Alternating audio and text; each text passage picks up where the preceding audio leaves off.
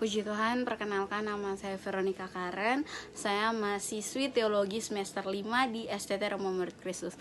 Pada saat ini saya akan membawakan materi mengenai intisari presentasi dari kelompok saya, yaitu kelompok 3, yang berjudul Etika Berinteraksi dengan Anggota Jemaat. Nah, yang menjadi pendahuluan adalah etika ini merupakan seperangkat norma atau aturan atau pedoman yang mengatur segala perilaku manusia, baik yang harus dilakukan dan yang harus ditinggalkan, yang dianut oleh sekelompok masyarakat atau sekelompok organisasi keagamaan. Sedangkan yang dimaksud dengan interaksi adalah tindakan yang terjadi terhadap dua orang atau lebih yang bereaksi akan timbal balik melalui kontak langsung.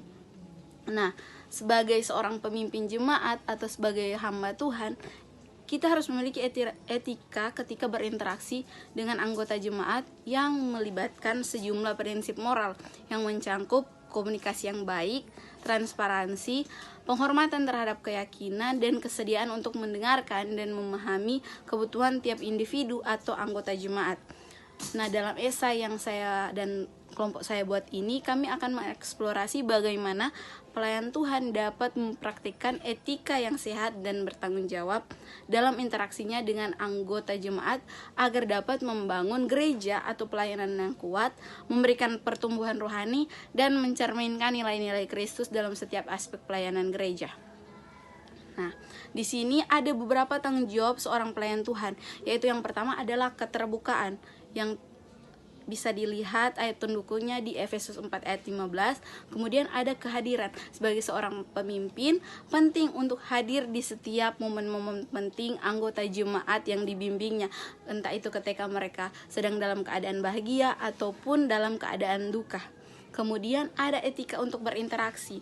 Nah, yang pertama adalah sebagai seorang pemimpin, kita harus bisa berinteraksi atau berbicara kepada jemaat dengan kasih. Kemudian yang kedua adalah mendengarkan dengan penuh perhatian ketika anggota jemaat atau orang yang dilayani sedang meluapkan isi hatinya, maka kita perlu mendengar dengan penuh perhatian agar mereka merasa dihormati ataupun dikasihi. Kemudian adalah rahasia.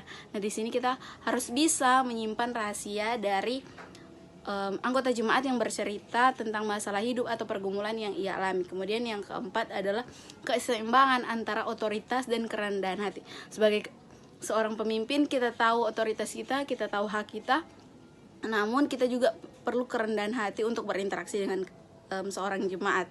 Nah, seorang pelayan Tuhan memiliki tanggung jawab besar untuk membimbing, mengajar, bahkan merawat anggota jemaat. Dengan menerapkan etika yang sehat dan bertanggung jawab, pelayan Tuhan tentunya dapat membangun gereja yang kuat dan memberikan pertumbuhan rohani serta mencerminkan nilai-nilai Kristus dalam setiap aspek pelayanan yang ada di gereja masing-masing. Etika komunikasi yang dipandu oleh kasih dan rasa hormat akan memperkuat ikatan antara pelayan Tuhan dengan jemaat yang dibimbing. Sekian yang menjadi intisari dari materi kelompok saya tentang etika berinteraksi dengan anggota jemaat. Kiranya video ini dapat memberkati teman-teman yang mendengar.